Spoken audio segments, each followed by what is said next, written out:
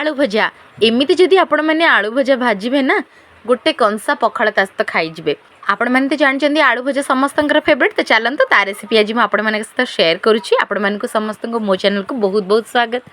आलू भजा तैयारी करने आपण मैंने प्रथमे गैस रो फ्लेम ऑन करिकी गोटे कड़ाई बसई ने से 3 स्पून देबे तेल। तापर तेल जो गरम हो देबे सोरिष सुखिला लंका आउ गोटे बड़ पियाज आपन सुखिला लंका किंबा कंचा लंका जोटा भी नहीं पारे। तो एतिकी सब जिनिस को कौन करेंगे भल भाव टिके भाजी ने। एतिकी समय गैस रो फ्लेम टाको हाई रे रखिबे। तापरे जितेबले ये पियाजटा पूरा भल भाव भाजी होना माने हल्का ब्राउन कलर हो आसब सेतेबले कौन करेंगे आलू धोईकी रखिथे भल भाव सरू सरू करके काटिकी आलू आपड़ जमी सेप्रे इच्छा सेमती काटी पारे। जदि देखिपे मुझे सेप्रे काटी आपण मानक जदि आठू आहरी सरू दरकार ताहले आपण मैंने सेमती काटी पारे। तो देखिपे एबे जो आलूटा को पकई सारापर मुझे भल भाव पियाज सहित एगुड़ी मिक्स करदेली। तापरे 1 ରୁ 2 मिनिट एमती हाई फ्लेम रे छाड़िबा परे आपण मानक कौन करिवार अछि एथिरे लूण पकेबार अछि। लूण मु एथिरे देइछि हाफ स्पून। तापरे नेक्स्ट देबी एथिरे मु हळदी गुंड जोटा कि हळदी गुंड मध्य मु यूज करबी एथिरे हाफ स्पून।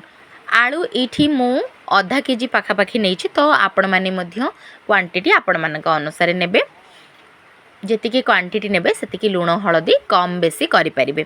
तो देखि परथिबे एटा को वर्तमान मु एमती मिक्स करनेली।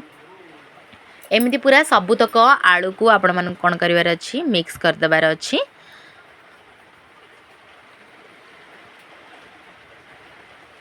एठी भल भाव रे आपण माने जतले मिक्स कर देबे ताकू आउ 1 ରୁ 2 मिनिट हाई फ्लेम रे छाड़ी देबे।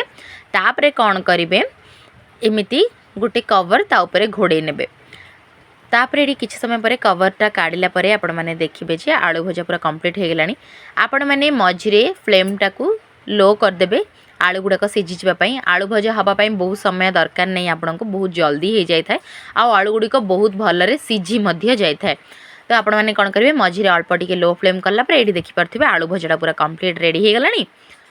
बर्तमान कौन करी मु आउ 1 ରୁ 2 मिनिट हाई फ्लेम रे रखिकी एमती एपट सेपट करनेबी। तापरे गैस रो जो फ्लेमटा अच्छी सेटा को ऑफ करदेबी। ऑफ कला परे मोर आलू भजाटा ये रेडी। आपण मैंने मध्य आलू भजाटा को प्लेट रे सर्व करंतु खांतु आ केमती कौन लगिला मते निहाती कमेंट सेक्शन रे जणांतु। ये देखिपे मु आज पखाड़ सहित ये सिंपल खायाटा नहीं जोटा कि होची आलू भजा। आपण मैंने मध्य एमती सिंपल खाद्य बनैकी खांतु आपण मानक मध्य बहुत भल लागिबो। जदि आज ये सिंपल रेसिपीटा मोर आपण मानक पसंद आछि ताहले मोर ई वीडियोटी को लाइक शेयर करबा सहित चैनल को सब्सक्राइब कर नियंतु। बेल आइकन को प्रेस करके ऑल नोटिफिकेशन को क्लिक करने द्वारा आपण मानक पाखरे मोर एमती सब रेसिपी गुड़क आपण मानक पाखरे पहुँची जिवो।